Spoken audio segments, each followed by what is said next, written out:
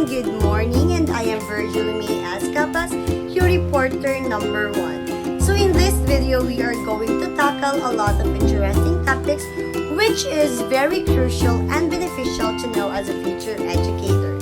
So sit back and relax as you watch and learn. The topic that we will be digging and taking up today is all about nature and rules of assessment. As we all know, assessment is said to be at the core of the learning process. So this implies that assessment must be primarily for gauging and enhancing the students' learning. Therefore, it is very important for the students, teachers, and even stakeholders to know what is assessment, why do we need to be assisted, and how does it connect, or what is the connection between assessment to measurement, testing, and evaluation. So we are going to learn a lot of interesting topic in this video. For this lesson, we have our ELOs, or intended learning outcomes, which is by the end of the chapter, we are expected to learn the following. First is, we need to compare and contrast the measurement, assessment, testing, and evaluation. In Chapter 1, we are going to talk about the concepts and relevance of assessment. Assessment is considered as a vital element in the curriculum development process. Why do you think that it's considered vital? Simply because it is used to determine the students' learning needs, monitor their progress, and of course, it is used to examine their performance against the students' learning outcomes. So, as such, it is differentiated in different phases. First is before, we call it pre-assessment. During, we call it formative assessment. And after instruction, we call it summative assessment. With the directive of the Commission on Higher Education, or CHED, they implement an outcome-based education, or OB, across all programs. That is according to CMO 46 in 2012, which says that policy standard to enhance quality assurance in the Philippines higher education through an outcome-based and typology-based quality assurance. So the implementation of the OB across all programs is very helpful to students and teachers in terms of assessment. Therefore, it is imperative that educators are aware to the emphasis of OB in terms of assessment. Why thus the implementation of OB is a very helpful thing. According to CHED, they define OB as an approach that focuses and organizes the educational system around what is essential for all the learners to know, value, and be able to do to achieve the desired level of competence. CHED also recognizes that OB is in need to use an appropriate assessment to measure the student's performance. So it is not any assessment. It is needed to use an appropriate assessment in able for us to help a certain student to develop their learning capabilities. OB begins with a clear-cut statement that states what the student should know, understand, and be able to do. The intended learning outcomes, or ELOs, are the foundation for designing teaching and learning activities, TLAs, and assessment tasks, or ATs. So in 2007, Big and Tang recommended a constructive alignment of ELOs, TLAs, and ATs. So first, let us discuss what is this constructive alignment that Big and Tang recommended.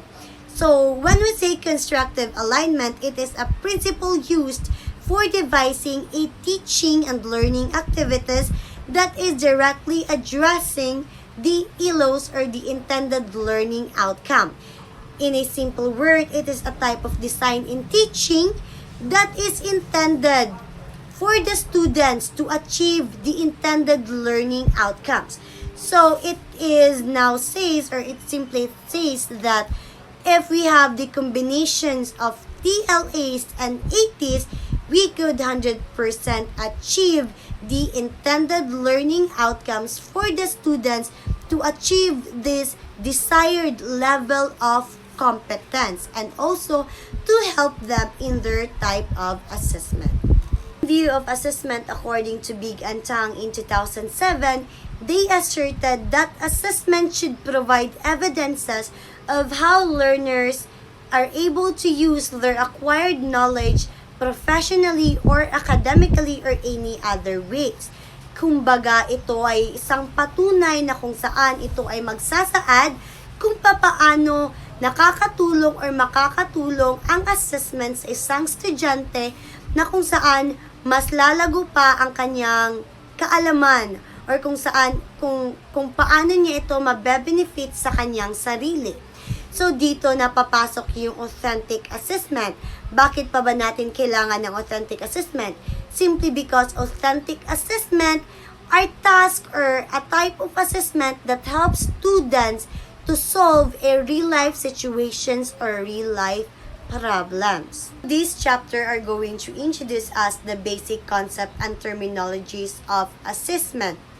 So for us to understand the process of assessment, we must first know what is assessment, why do we need to assess, and how does assessment inform instructional decisions.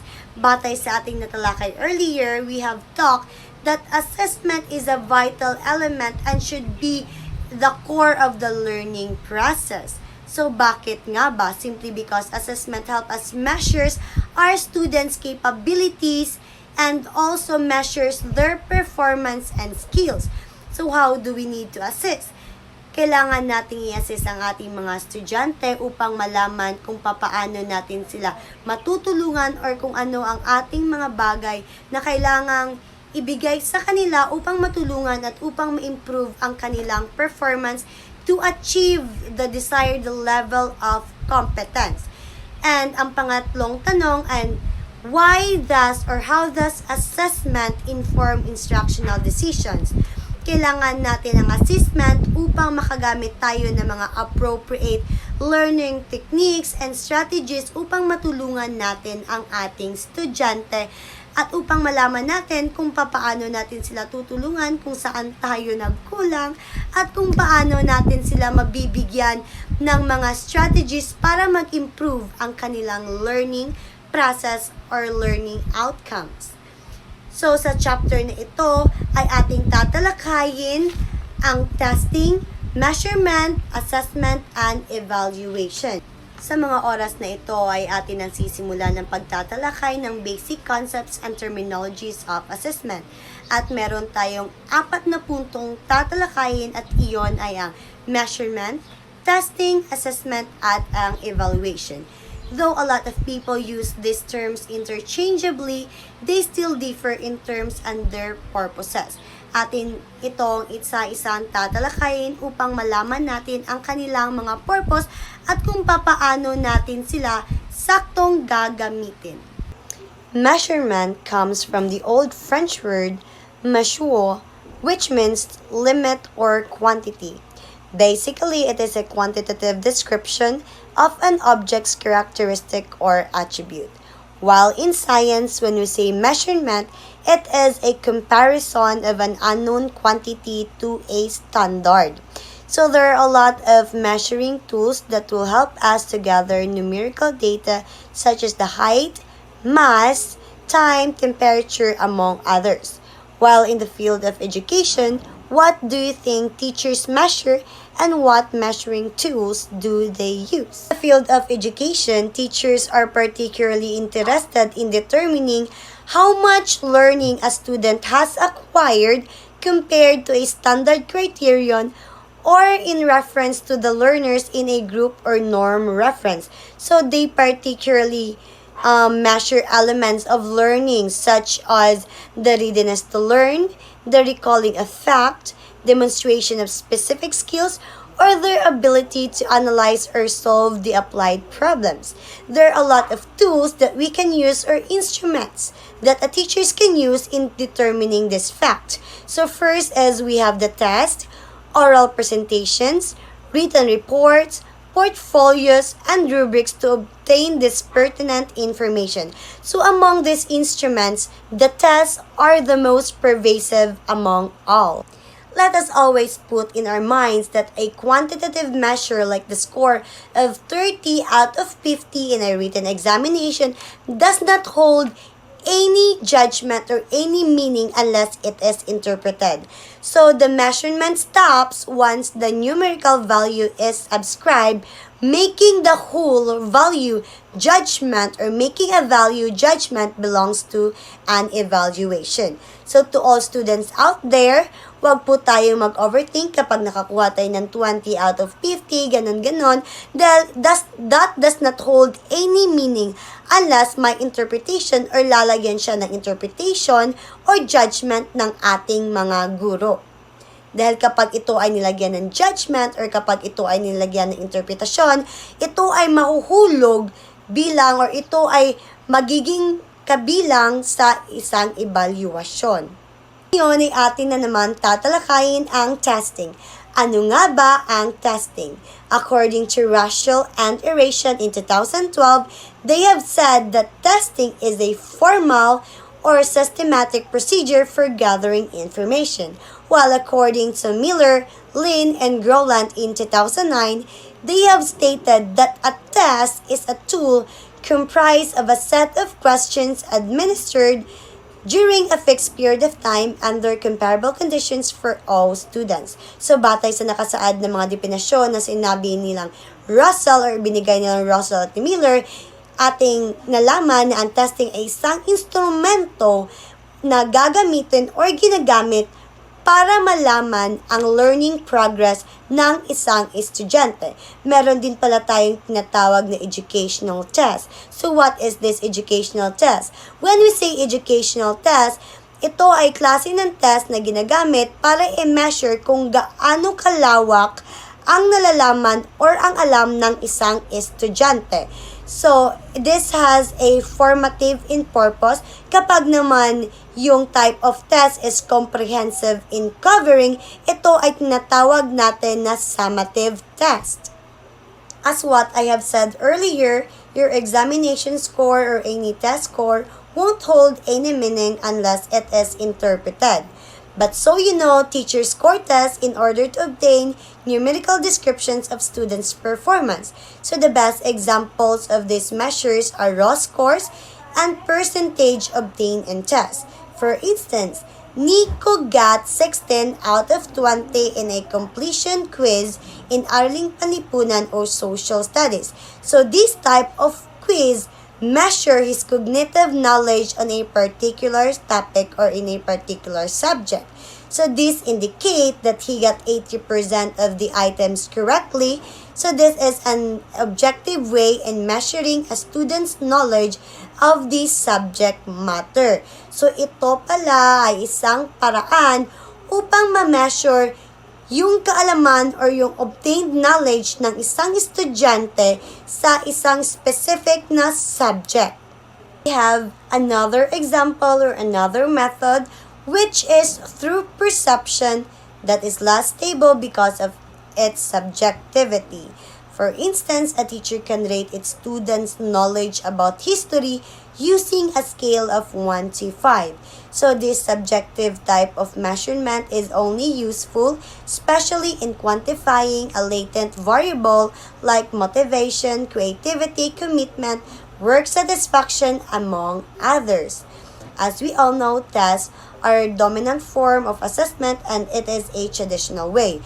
Though it has its issues concerning its effectiveness, alam naman natin na ang test, this may not be the best way to measure a student's knowledge, but at least this is the most traditional way para malaman natin objectively or subjectively ang na-acquired na knowledge ng ating estudyante sa isang specific subject or sa kahit anong subject at malaman natin kung gaano nakalawak ang kanilang kaalaman na nakuha mula sa ating natalakay.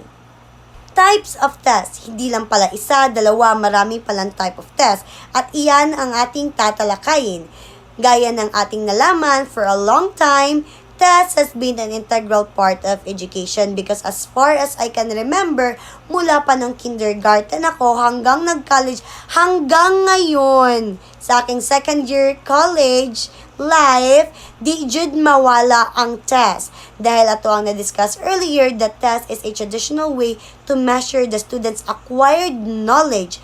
However, it is important to note that this is not the end-all and be-all of education. But still, we should acknowledge its significance and its usefulness as the source of information in helping teachers to provide the best learning experience for their students. So there are several types of tests, and the successful use of test depends on the purpose. So may iba't ibang test at saka yung rating na kung gaano ka-successful ay nakadepende kung paano natin siya ginamit or kung paano natin siya gagamitin. Because objective test cannot be used to gather opinions or determine the student's positions on its social issue. And an oral test cannot determine the certain writing skills of a student. And also, the personality test cannot appropriately diagnose learning disabilities.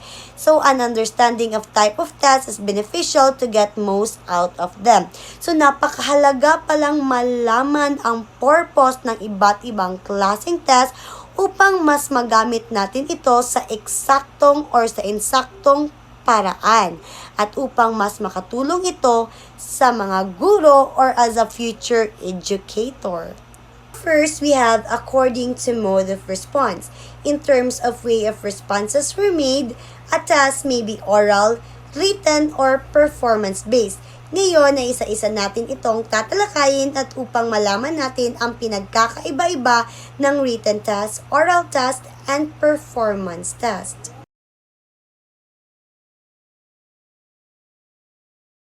Written test. So this type of test measures the student's written communication, and this also assesses lower and higher levels of cognition, and this type of assessment enables of a wide range of topics.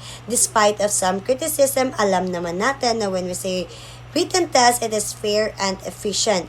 Though it is a type of activities wherein students either select or provide a response to a prompt, it has a strong points because it can be administered to a large group at one time. At saka based on experience then, written test, napakaganda nito because this will help the students function like nasusubukan yung creativity ng student dahil bibigyan ka ng question at saka after ka bibigyan ng question ay sasagutin mo ito promptly or agad-agad. Kaya napakaganda nito especially sa mga students na mahilig magsulat or sa mga students na mga makata because it will definitely help them improve their written communication, writing skills, and everything in it.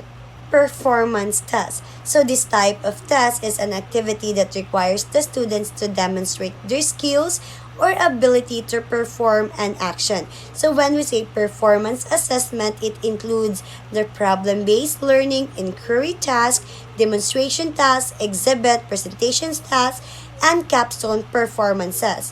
Though it may be costly, but at least it is worth it because it will help the student to develop their skills and also it can also develop their social life or social status dahil madedevelop dito or mawawala rito yung pagiging mahiyain nila because magpe-perform sila sa maraming tao at makikipag-engage sila sa iba't ibang klaseng tao at makakakilala ng iba't ibang attitudes at iba't ibang tao.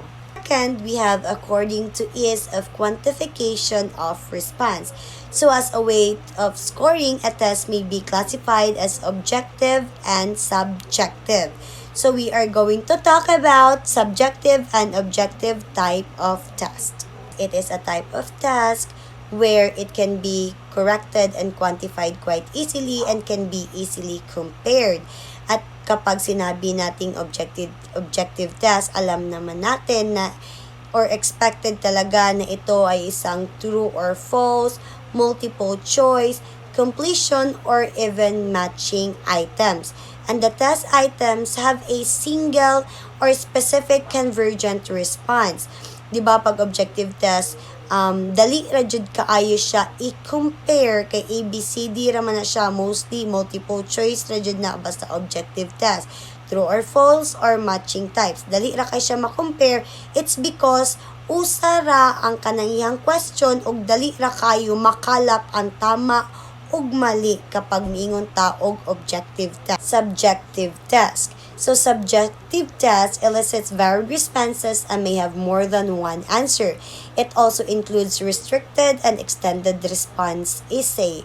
So kapag sinabi nating subjective test, alam naman natin na ito ay maaring magkaroon ng isa o higit pang sagot kung kaya't mahihirapan tayo na ma-check ang isang subjective test dahil different persons, different opinions, and different answers, di ba? At saka, ang scores nito are most likely to be influenced by personal opinion or judgment sa person during or doing the scoring. So, maaaring maimpluwensyahan ang iyong score. Nakadepende ito sa kung sino ang nag-check ng iyong papel. So, kapag sabing 5 points pero hindi mo alam yung nag-check sa'yo, may galit para sa loob-loob, na patay, imbis 5 points ka, magiging 4 points ka. Kung kaya't sa kabilang banda, ito ay hindi gaanong fair and efficient kung ganoon. But still, it is good kasi nalalabas din dito yung creative way ng pagre-response or creative way ng sagot ng mga estudyante. It has its strong points and also its weaknesses. Nakadepende pa din nito ang purpose or nakadepende pa din sa paggamit ng isang guro at kung paano niya ito gagamitin. Third is we have according to mode of administration. So in this area, we have two types of tests, and that is the individual test and the group test. We are still going to tackle each type of test for us to know its definition. We have individual test. When we say individual test, it is a type of test that should be given to one person at a time. Why? Because this is a measurement or it measures the individual cognition and achievement of a specific student. It also gathers an extensive observation sa isang estudyante dahil nakakatulong ito upang ma-identify yung mga intellectually gifted students, and also it helps to pinpoint those learners who have learning disabilities or LDs. Ano nga ba itong LDs? So when we say LDs, ito yung mga estudyante who have neurological disorder na kung saan sila ay nahihirapan makapag-process or makapag-store ng knowledge properly. Sila ay nahihirapan magbasa, mag-calculate ng math, their writing skills are affected, their writing skills are affected, their motor skills, their language, even their visual or auditory processing ay naaapektuhan. So sa pamamagitan ng individual test, ito ay malaking tulong sa isang guro upang mabigyan ng pansin ng isang estudyante kung paano niya ito tutulungan at kung anong tulong ang dapat niyang ibigay rito, at para din makapagdesisyon ang guro kung saang programa siya dapat ilagay according to the students or to the learner's needs. Type of test can be given to a group of examinees simultaneously. It is also developed to address the practical need of testing. So unlike the individual test, it is objective and the responses are more or less restricted, and along the way or along the test, learners are assessed on all the items. There is a possibility that they become anxious over the difficult questions and bored over the easy questions. So the difference or the big difference between the individual test and group test, sa individual test natututukan talaga ng guro isa-isa ang mga estudyante, samantalang sa group test ay na-generalize yung sagot ng mga estudyante. Or in other word, pag sinabi nating group test, it does not go beyond a depth observation, yung ganoon. Kung kaya't, mas mabuti talaga na may individual test upang mas malaman ng guro kung ano talaga ang problema, ano ang dapat ibigay na tulong sa isang estudyante. Number 4, we have according to task constructor. So it is classified based on the task constructor that a test may either be standardized or non-standardized. And in 2009, according to Miller, Lin, and Groland, they have enumerated four properties that differentiate standardized tests from classroom or informal tests. And these are the learning outcomes and content measured, quality of test items, reliability and administration, and scoring and interpretation. So we are going to talk about standardized tests and non-standardized tests for us to know what are the difference between these things. Kapag sinabi nating standardized test, this type of test is prepared by specialists or by the people who are well-versed of the principles of assessment. So this type of test can also be administered to a large group of students or examinees under similar conditions. And also the scoring procedures and interpretations are consistent. Because of its validity and reliability, it can be used for a long period of time provided that they are used whatever they were intended for. So the results of this standardized test will serve as an indicator of instructional effectiveness and reflections of the school performance. Kaya kung ano yung magiging resulta ng standardized test or yung gaganapin na test ay magre-reflect sa school kung kaya't hawak ng mga mag-aaral ang reputasyon ng kanilang paaralan sapagkat ito ang tanging paraan or ito ay isang bagay na magbibigay ng definisyon or refleksyon sa kanilang paaralan kung anong klaseng edukasyon ang ibinibigay dito. Unstandardized test, it is prepared or were prepared by teachers who may not be adept at the principles of test construction, and the quality of the items is uncertain, or if known, they are generally lower. Kaya, compare sa standardized tests which are checked and examined thoroughly, kaya ito nagagamit ng matagalan, ito naman non-standardized test because this is not checked thoroughly, dahil limited lang yung time, kaya ito ang nagiging dahilan kung saan hindi ito pwedeng gamitin for a long period of time or repeatedly for a long time. Kaya ang pinagkaiba ng standardized at non-standardized, they were prepared by specialists and who are well-versed of the assessment of principles, and also this can only be administered to one or few classes to measure the subject or course achievement. There is also no established standards for scoring and interpreting the results of these so-called standardized tests. And also, the scores are not subjected to any statistical procedure that is used to determine the reliability. Number 4 is according to mode of interpreting the results. So there are two types of tests, and those are the tests that yield norm reference criterion and the tests that allow criterion reference interpretations. Isa-isa din natin itong tatalakayin at upang malaman din natin ang pinagkaiba ng dalawang klaseng test na ito. Kapag sinabi pala natin na test that yield norm reference interpretations, this is an evaluative instrument that measures the student's performance in relation of the performance of a group on the same test. So this is where comparisons are made and the student's relative position is determined.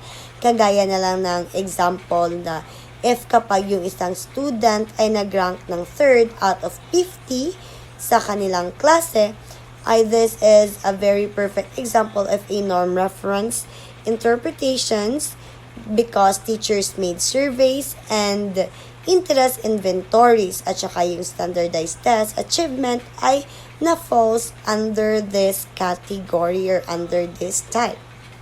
As that allow criterion reference interpretations, the criterion is not actually a cut-off score, but rather the domain of subject matter, the range of the well-defined instructional objectives or outcomes. Sa madali ang salita, ito pala ay nag-describe ng performance of each student against an agreed upon or pre-established criterion of level of performance. Sa madali ang salita, this determine whether or not a student has achieved mastery of a given unit of instruction. This category, we have 5 type of tests, and those are the personality test, achievement test, intelligence test, sociometric test, and trade or vocational test. Isa-isa din natin itong tatalakay at upang malaman din natin ang nagkakaibang definasyon ng 5 ito at para malaman natin kung papaano at sa anong paraan natin ito gagamitin. First in line, we have the personality test. So the personality tests were first developed in the 1920s, and this is initially intended to aid in the selection of the personnel in the armed forces. Since then, a quite number of personality tests were developed. So there is no right or wrong answer in this personality test since ito ay magdi-describe or ang sagot na tanging lalabas sa ating bibig ay magdi-define kung sino tayo or anong personalidad ang meron tayo. And it is also used in career guidance, individual and relationship counseling, and also in diagnosing personality disorders. Bakit nga ba ito nagagamit for career guidance? It is simply because nadidetermine din sa test na ito kung ano ang yung gusto at kung anong personalidad ang meron ka at kung saan ka mas best suit sa personalidad na meron ka. Why is it used in individual and relationship counseling? Sapagkat kapag may attitude ka, malalaman mo kung papaano ito ma-counter o papaano ito ma-prevent, yung ganyan. At ito din ay nakakatulong na ma-diagnose ito din ay nakakatulong upang malaman if ang tao ba or ang isang tao ay merong common naman talaga na personality disorder is yung bipolar disorder. This personality test will be very helpful para ma-determine ng isang tao if meron ka bang ganitong disorder sapagkat ito ay maglalabas ng mga sagot na kung saan ay makikilala mo or mas makikilala mo ang iyong personalidad or ang iyong sarili. Kapag sinabi nating achievement test, this type of test can be served as basis for promotion grade. Just like for example, you are a grade 5 pupil and kapag nag-take ka na achievement test at nakapasa ka, ibig sabihin you are qualified to proceed in the next grade level which is the grade 6. At pangalawa nito is aptitude test determine a student's potential to do a new task. So, for example, the College Scholastic Aptitude Test by the Center of Educational Measurement Incorporated, this measures the student's ability and predicts success in college. So, kagaya din ng example kanina, yung ito ay magsiserve din na basis kung makakapasa ka ba or magsiserve na basis para ma-predict yung success mo in college. At saka lastly, a career aptitude test aids in choosing the best line of work based on individual skills and interests. Meron din kasing achievement test na kung saan itatalakay dito or ipapahayag dito ang iyong interests and skills na kapag swak kapag yung kurso na pinili mo at saka yung achievement test mo ay nagsama at kapag nakapasa ka, ibig sabihin you have a higher chance of passing that specific course na imuhang gikuha. At kapag naman iba kasi yung interest mo sa achievement test, yung lumabas sa test, maaaring din may percentage na makakapasa ka or hindi ka makakapasa, yung ganon. Kaya importante ang achievement test sapagkat ito ay magpapahayag ng success rate mo or this will serve as a pruweba kung saan ka magaling at kung ano talaga yung skills, interest, or course na suit para sa iyo. So at this point, you may ask what's the relationship between aptitude and achievement? Well, if an aptitude test is administered prior to the instruction and results of the achievement test are obtained after instruction, then it can be investigated whether aptitude causes achievement. Kumbaga, napakahalaga din ng relationship between aptitude and achievement test. Dahil kapag ito ay nagsama, ibig sabihin, makikita natin or maiimbestigahan na meron bang impact ang aptitude test sa achievement na nakuha mo.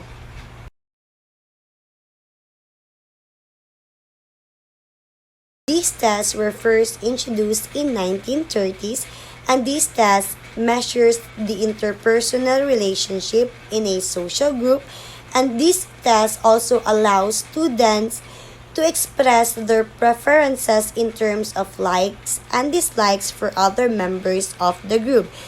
And that includes the peer nomination, peer rating, and a sociometric ranking of a social acceptance. Just like for example, or for instance, a child may choose 3 students whom they like to play with or rate them accordingly.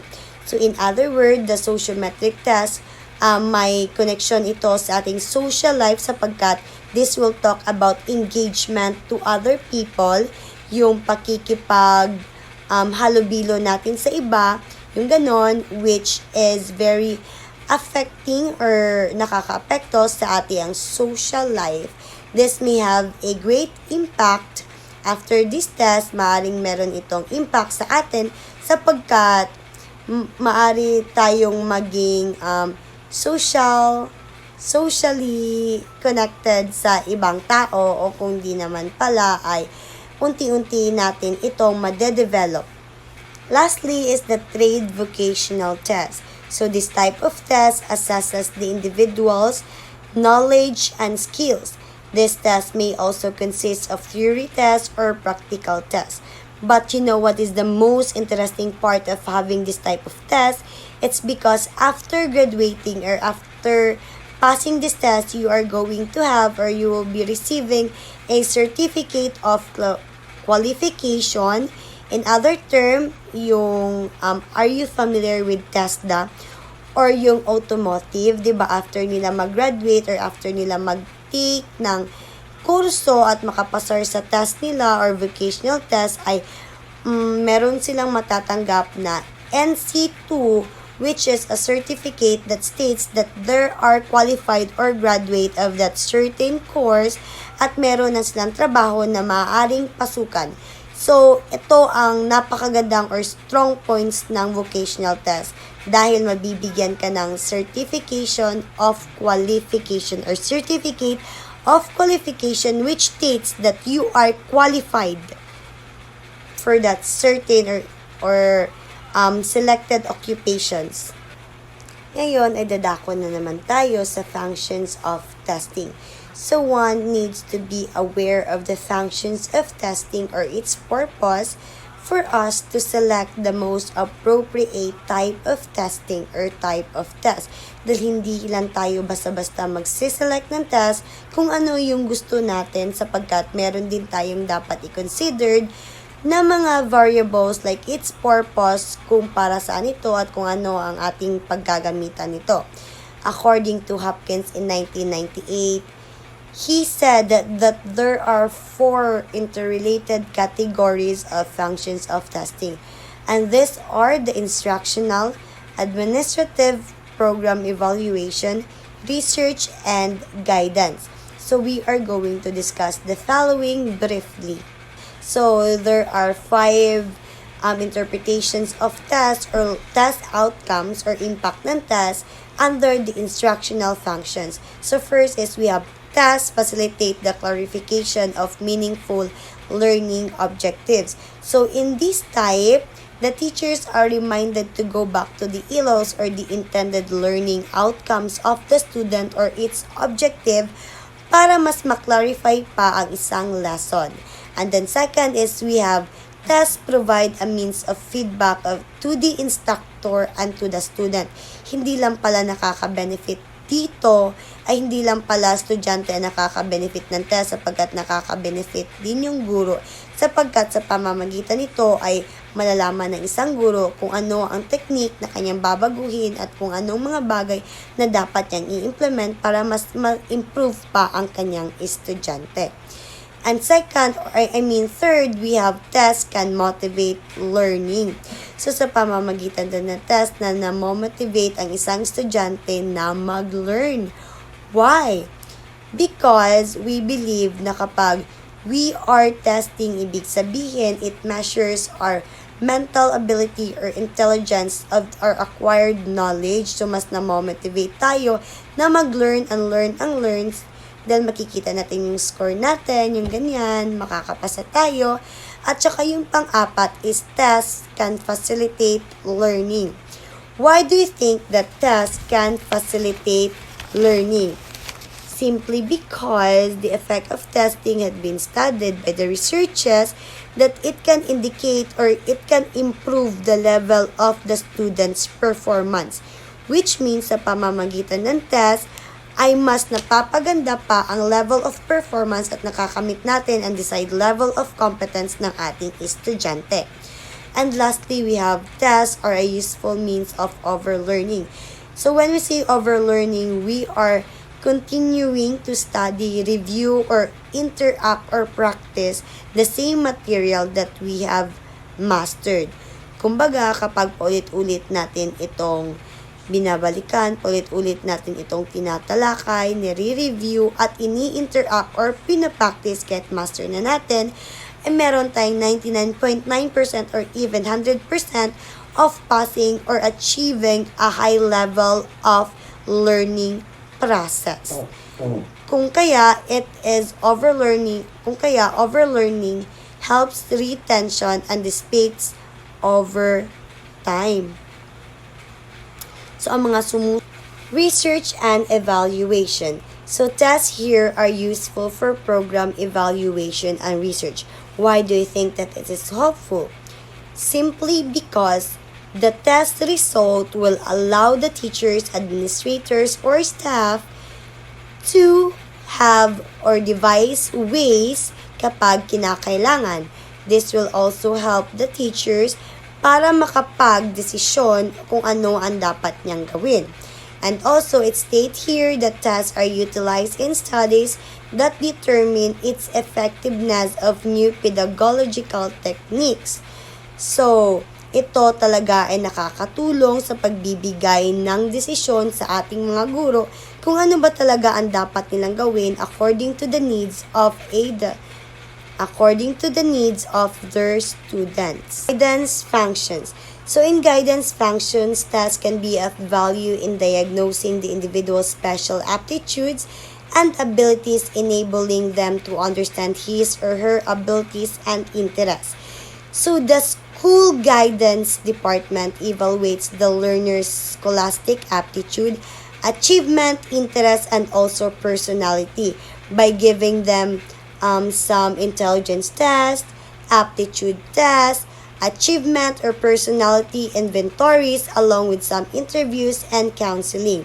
So here, a guidance counselor can help the students develop their study and time management skills. They will also give you advice on which program to choose to study or to take, and also select a path or career path for you to follow. So, dito ay tutulungan kanila na maresolba ang iyong problema kung meron ka mang problema sa school or in your personality, or you need any counseling or help from the guidance counselor.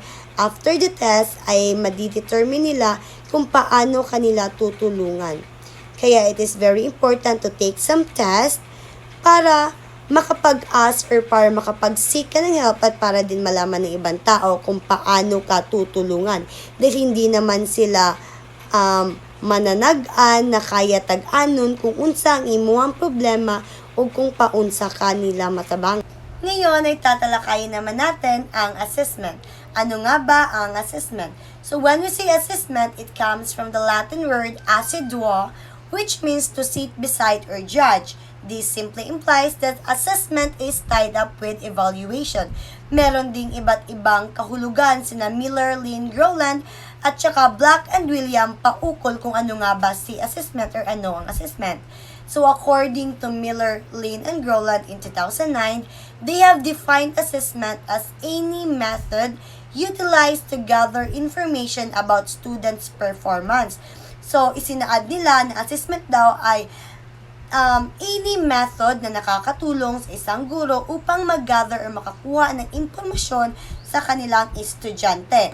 And according naman kina Black and William in 1998, page 82, they have gave a lengthier explanation or definition emphasizing its significance, its feedback, and also its purpose.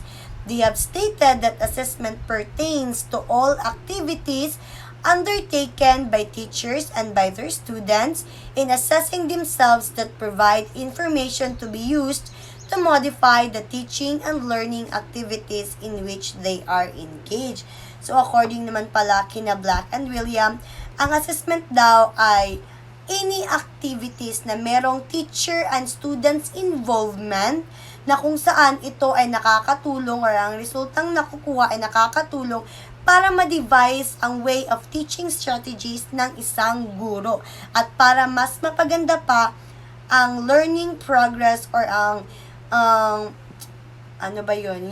Yung mas mapaganda pa ang way of coping or way of teaching ng isang guro at para din ma-achieve ng isang student yung level of competence na nababagay o nararapat sa kanya para mas mag-improve pa siya sa kanyang studies or sa kanyang learning. Assessment aid teachers to make informed decisions or judgment to improve teaching and learning. Though test gives a snapshot about the student's learning, assessment in the other side gives a more bigger and more comprehensive picture. So, kagaya ng sinabi natin na talakay natin, ang assessment ay sadyang ang instrumento na nakakatulong sa isang guro upang mabago niya or upang mas ma-improve niya ang kanyang way of teaching at malaman niya kung paano niya matutulungan at kung anong tulong ang dapat niyang ibigay sa kanyang estudyante.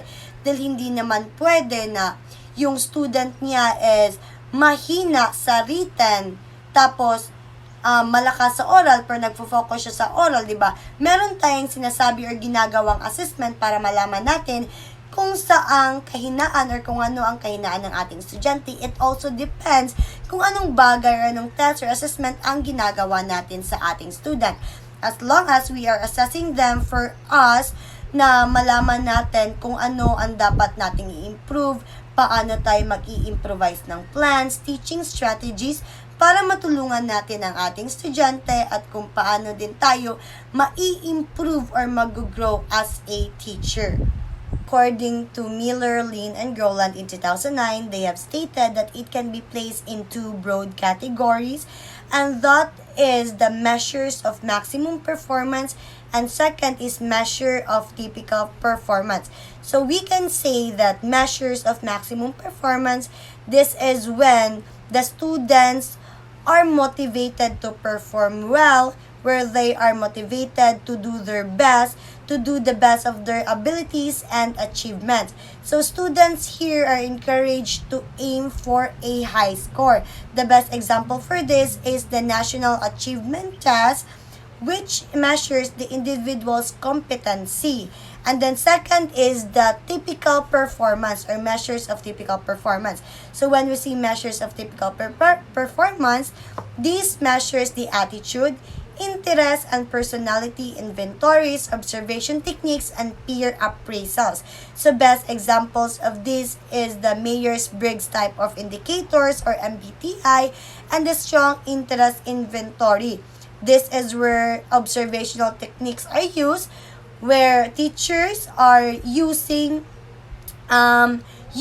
instruments or videos to observe the students. So dito napapasok yung observational techniques which includes the scoring of rubrics, anecdotal records, portfolio, checklist, and of course the rating skills. So when we say rubrics, this is a scoring guide or sets of criteria. And then kapag sinabi naman nating anecdotal records, this is where notes, ito ay isang notes containing teacher's observation. So dito nakalagay if ever yung teacher is observing a certain student, dito niya ilalagay, or this is like a journal that says or that states the student's attitude, personality. This is where the teacher puts its observation, and that is called anecdotal records. At kapag sinabi naman nating portfolio, this is a selection of students' work. So, dito nakalagay yung iba't ibang activities na ginawa ng isang estudyante o ng mga estudyante. At saka, meron din tayong tinatawag na types of portfolio. So, merong tatlo. First is, it is called growth portfolio if it is state or kapag ang mga activities na ito ay nagre-reveal ng students' learning process over time. Second naman is meron tayong natawag na showcase portfolio kapag nakalagay dito yung mga achievement or mga best work na nagawa or ginawa ng mga estudyante. At saka lastly naman, natawag itong evaluation portfolio kapag this is a documentation of the learner's achievement for grading. Kapag dito nakalagay yung mga evaluasyon ng isang estudyante. And meron din tayong natawag na checklist. So when we say checklist, this is usually a yes or no, present or absent, incomplete or complete format.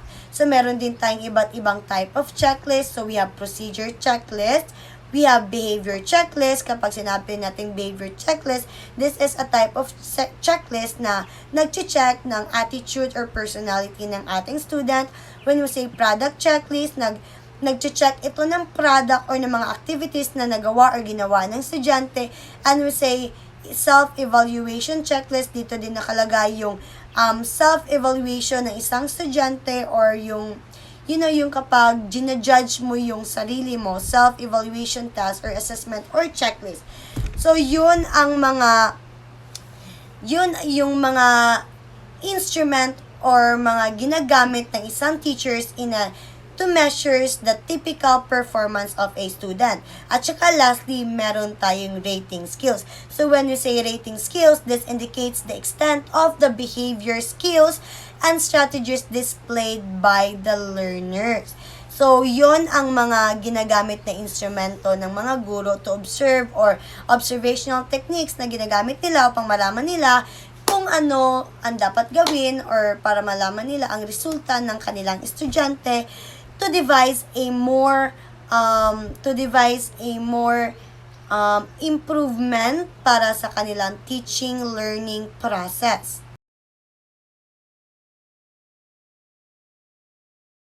Now, let us talk about AFL or number 1, which is the assessment for learning.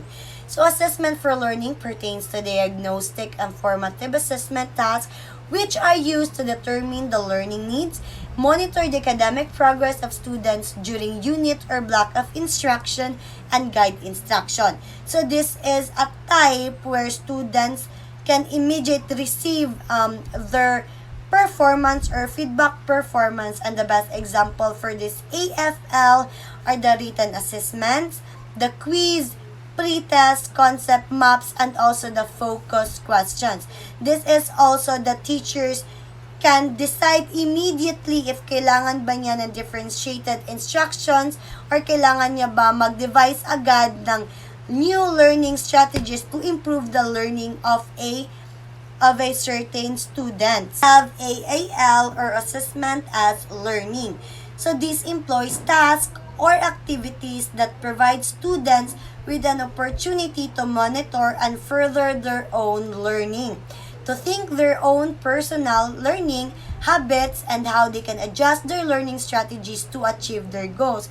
So when we say assessment for learning pala, this is like a self-evaluation or self-help learning because this involves a metacognition process which allows the students to self-evaluate or self-regulate and para din ma-improve or para makita yung strength at weaknesses nila by directing or regulating their own learning. So, mura dinig ka ng iya-iya bitaw or ka ng self-evaluation, self-help nila para mas pat ang ilang strength and weaknesses, ilang learning habit or study habit para mas mag-improve pa sila. Hence or however, students here are the one who is responsible or accountable for their own learning. So the best example for this AAL is the peer assessment rubrics or the portfolios. So yung mga di ba na isgutan na to ganiya when we say portfolios, this consists of the activities sa isang estudyante to define their works, ganon. So, ito palang AAL, the students here are the one accountable for their own learning. Kumbaga, self-help para mas ma-improve nila, mas pat nila yung strength at saka yung weakness nila para sila na yung mag-regulate or mag-devise ng plan kung papaano nila ma-achieve yung goals nila at kung papaano nila ma-improve yung sarili nila. Number 3 are also known as AOL or the Assessment of Learning. So when we say AOL, this is a summative and done at the end of the unit, task, process, or period. AOL is best used for grading, evaluation, and reporting purposes. The best example for AOL are the unit tasks, final projects, and also the summative assessment. So when we say AOL, this provide as an evidence of the student's level achievement in the relation of the curriculum outcomes. Ito din ay magsisilbing pruweba and foundations sa decision kung saan ilalagay ang estudyante or ang kanyang placement, maybe for grade, grade achievement, or when we say promotion, grade promotion or student's placement kung saan siya dapat ilagay. This will serve as the decision or this will serve or magmamatter to siya sa gagawing decision kung saan ba dapat ilagay ang isang estudyante. So this is called the AOL or Assessment for Learning, which is done at the end of the unit. Now, let us proceed to the last, which is the evaluation. When we say evaluation, this comes in after the data has been collected from an assessment. And according to Russell and Erashan in 2012, evaluation is the process of judging the quality of a performance or a course of action. As what the etymology indicates, the French word evaluate or the French word evaluer is the evaluation entails into finding the value of a education task. So this simply means that evaluation evaluation is the final process. This is where dito nagaganapin yung judgment ng assessment. After mag-gather ng assessment, evaluation na yung susunod, lalagyan na ito ng interpretation or ilalagyan na siya ng judgment. So this means that assessment data or the assessment data gathered by the teacher have been interpreted or lalagyan na siya ng interpretation in order to make decisions about the students and the teaching learning process.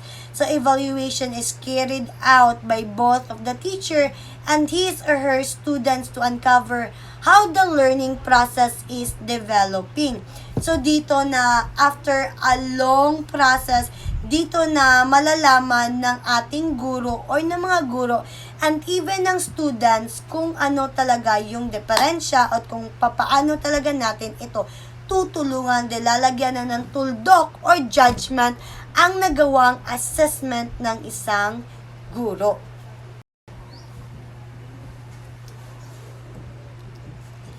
And now, let us proceed to the relationship among measurement, test, and evaluation. Ngayon ay ating malalaman kung ano nga ba ang koneksyon o relasyon ng tatlong ito sa isa't isa.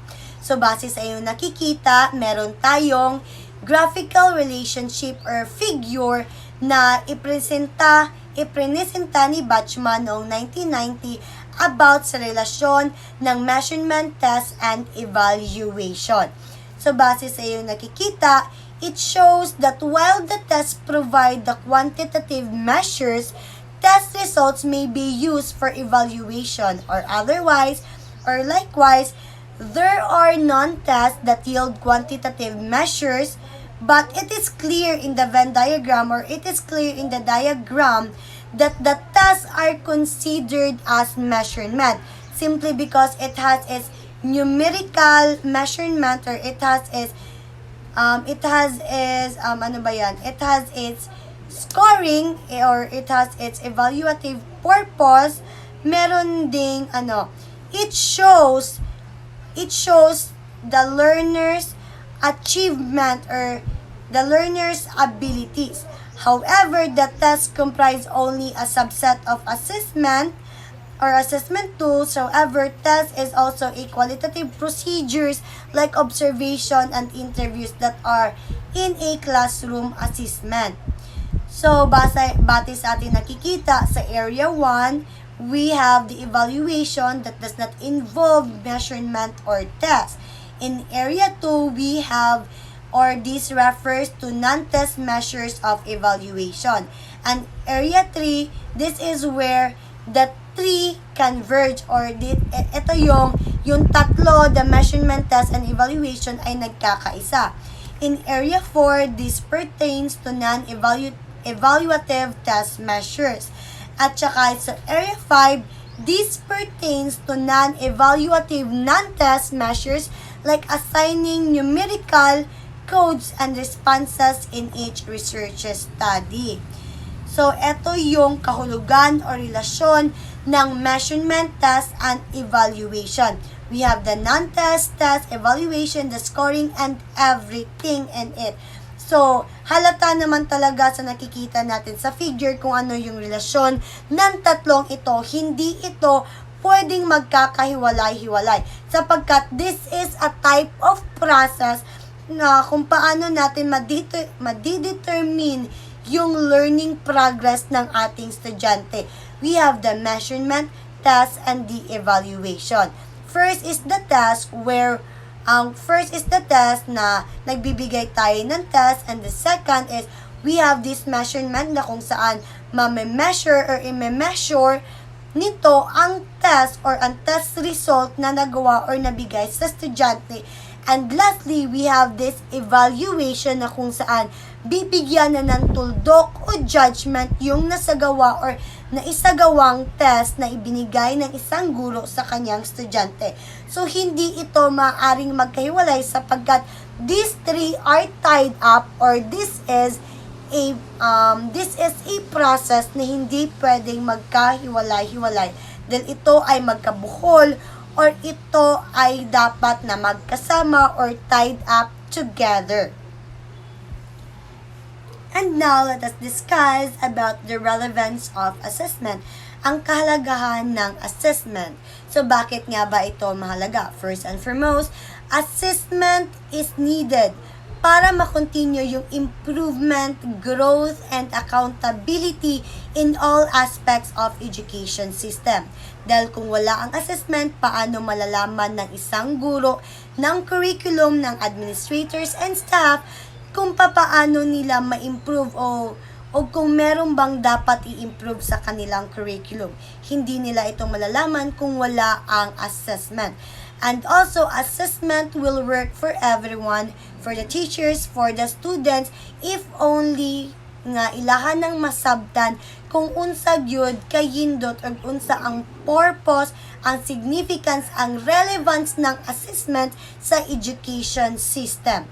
Assessment is, as we have discussed, it is a vital element in the learning process because this is where mai-evaluate ng isang guro or ng isang administrator or even the curriculum, mai-evaluate nila kung saan sila nagkulang, kung ano yung pagkukulang nila. At kung malalaman na nila kung saan sila nagkulang at kung ano ang dapat i-improve, ay gagawa sila or magdi-devise sila ng plan or learning techniques or strategies para mas mag-improve pa yung learning progress ng curriculum or ng kanilang estudyante. So, kapag wala ang assessment, hindi malalaman o walang improvement na magaganap sa isang edukasyon or sa any aspect of education system.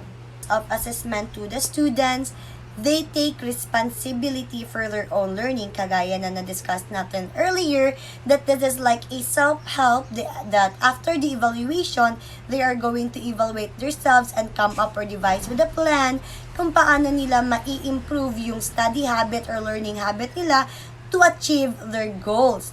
And of course, meron pa din guidance ng teachers upang matulungan sila kung paano or ano ang gagawin nila to improve their learning habits or learning outcomes to achieve their goals.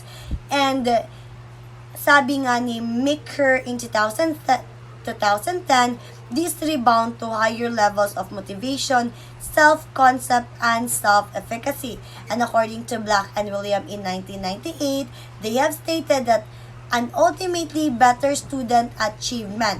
So, sa pamamagitan nito, they can become a better student with a high level of competence.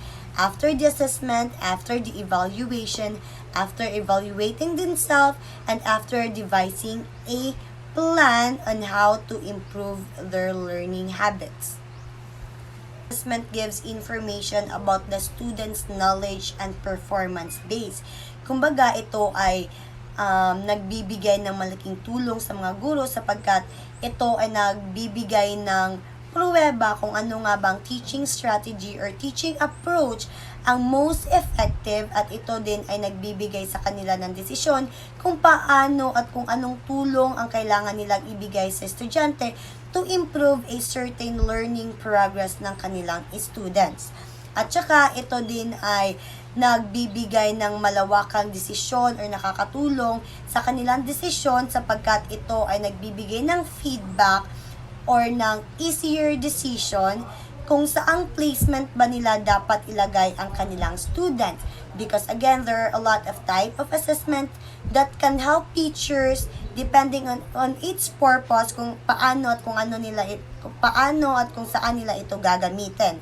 'Di ba? It will help teachers to decide kung saang program ba dapat ilagay si student at kung saang programa ba mas makaka-benefit yung student niya at kung anong learning strategies and approaches ang kailangan niyang gawin upang mas maging effective ang learning progress sa isang classroom.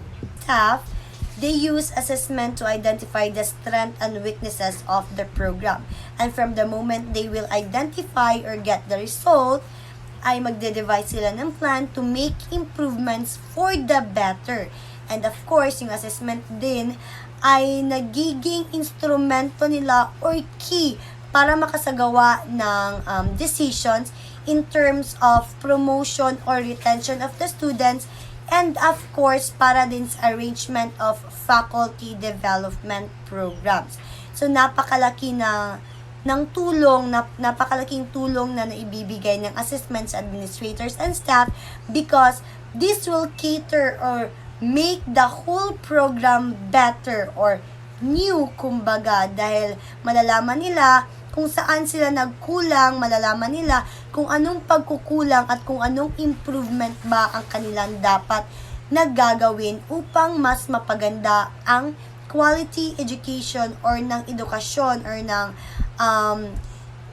mas mapaganda ang mas mapaganda ang kanilang teaching sa kanilang school or sa kanilang program.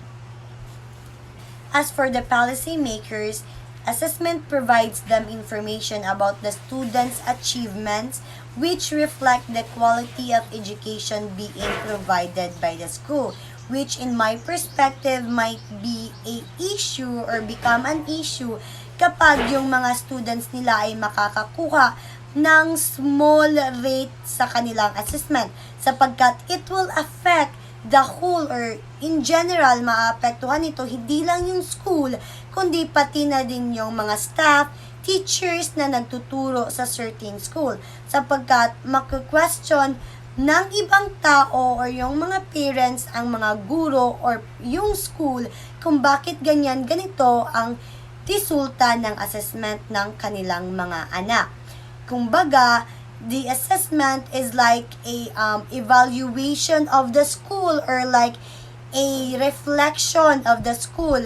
Dito nakabatay, or dito magkukuha ng batayan yung mga policy makers kung ano ba talaga yung way of teaching, meron bang improvement, yung strength at weaknesses. Dito makikita kung quality education ba talaga yung natuturo ng isang school. Dahil when you see assessment, this will serve as key or instrument sa mga tao kung yung school ba talaga ay nagbibigay ng quality education. So this will like affect the school. Kung kaya't nararapat talaga na magbigay or magkaroon ng assessment sa lalong madaling panahon upang mabigyan or ma-devise ng plan to make it better. Conclusion about assessment: we all know that assessment results serve as basis for formulation of new laws. One of the best example of this is the RA 10533, or also known as K-12 Enhanced Basic Education Act of 2013. So, we all know that assessment is a vital element in the education system because this will serve as a key or instrument to improve the educational system of the country or of the Philippines, because the result of the assessment can be a way para mas mapaganda pa yung teaching strategies and approaches ng guro or mismo ng school or ng curriculum ng Pilipinas, sapagkat ito ay magbibigay ng malawakang desisyon or malawakang tulong, impormasyon kung paano makakatulong or kung ano ang dapat gawin upang mas ma-improve pa at upang mas makuha ang achieve or mas makuha ang goals or level of competence ng ating mga estudyante. And one of the best example of this achievement sa Pilipinas, kahit nung kindergarten pa tayo, meron na tayong assessment. First is the School Readiness Year-End Assessment. That is for the kindergarten. Second is we have the EGRA or School-Based Early Grade Reading Assessment. Third is we have the Early Grade Math Assessment. Fourth is we have the National Career Assessment Examination or NCAE. And the fifth is we have the National Basic Education Competency Assessment. So this 5 assessment is just one of a big assessment na gagawin or ginagawa ng school natin upang mas ma-improve pa ang educational system ng Pilipinas. So alam naman natin na kapag walang assessment or walang assessing na ginagawa ng isang school, hindi natin malalaman ang strength at weaknesses at kung paano natin mai-improve. Kumbaga, ito ay mauuwi sa isang katawa-tawa sapagkat patuloy tayo na nagtuturo, naglalabas ng mga graduates without knowing kung meron ba talagang acquired knowledge na galing sa eskwelahan na kung saan nila natutunan. So, therefore, I conclude that assessment is a very important part or it is an integral part of education system. Hindi ito dapat mawala, kundi dapat ito mas ma-improve pa sapagkat ito ay magiging instrumento or key to improve the educational system of the Philippines. For conclusion about assessment, we all know that assessment results serve as basis for formulation of new laws. One of the best example of this is the RA 10533, or also known as K-12 Enhanced Basic Education Act of 2013. So, we all know that assessment is a vital element in the education system because this will serve as a key or instrument to improve the educational system of the country or of the Philippines, because the result of the assessment can be a way para mas mapaganda pa yung teaching strategies and approaches ng guro or mismo ng school or ng curriculum ng Pilipinas, sapagkat ito ay magbibigay ng malawakang desisyon or malawakang tulong, impormasyon kung paano makakatulong or kung ano ang dapat gawin upang mas ma-improve pa at upang mas makuha ang achieve or mas makuha ang goals or level of competence ng ating mga estudyante. And one of the best example of this achievement sa Pilipinas, kahit nung kindergarten pa tayo, meron na tayong assessment. First is the School Readiness Year-End Assessment. That is for the kindergarten. Second is we have the EGRA or School-Based Early Grade Reading Assessment. Third is we have the Early Grade Math Assessment. Fourth is we have the National Career Assessment Examination or NCAE. And the fifth is we have the National Basic Education Competency Assessment. So these 5 assessment is just one of a big assessment na gagawin or ginagawa ng school natin upang mas ma-improve pa ang educational system ng Pilipinas. So alam naman natin na kapag walang assessment or walang assessing na ginagawa ng isang school, hindi natin malalaman ang strength at weaknesses at kung paano natin mai-improve. Kumbaga, ito ay mauuwi sa isang katawa-tawa sapagkat patuloy tayo na nagtuturo, naglalabas ng mga graduates without knowing kung meron ba talagang acquired knowledge na galing sa eskwelahan na kung saan nila natutunan. So, therefore, I conclude that assessment is a very important part or it is an integral part of education system. Hindi ito dapat mawala, kundi dapat ito mas ma-improve pa sapagkat ito ay magiging instrumento or key to improve the educational system of the Philippines. So now, let us go back to our ELOs because we are now in the end of our topic. So our ELOs or the intended learning outcomes, we must compare and contrast the measurement, assessing, testing, and also the evaluation. So, for comparison, the measurement, assessment, testing, and evaluation, these are different terms and also varied for their purposes. For measurement, this is used for measuring the students' capabilities or the students' learning. And for the assessment, this is a vital element in the field of education because these serve as an instrument to help progress the learning needs of a student and also to help the school improve. And for the testing, or so-called test, this will help the teachers to improve their learning techniques or get or devise a new approaches which is most effective. And lastly, evaluation. So evaluation, this is the judgment. This is where the teachers are able to put an end or interpretation of the test or the assessment. So the following has its own different functions and also different purposes. These 4 are the most important concepts of assessment. This is tied up together and cannot be hiwalay sapagkat ito ay isang process or this is a step para sa progress for the better improvement ng education. That's I! Ako nga pala, si Virgil May S. Capas, your reporter number 1. Malugod ko po kayong binabati dahil natapos nyo na po ang video presentation ng lesson natin ng Chapter 1 which talk about the concepts and relevance of assessment. Now ay meron po kayong natutunan sa video presentation na ito.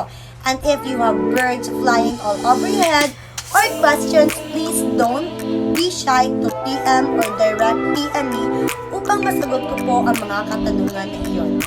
maraming salamat po sa pag-watch and see you soon.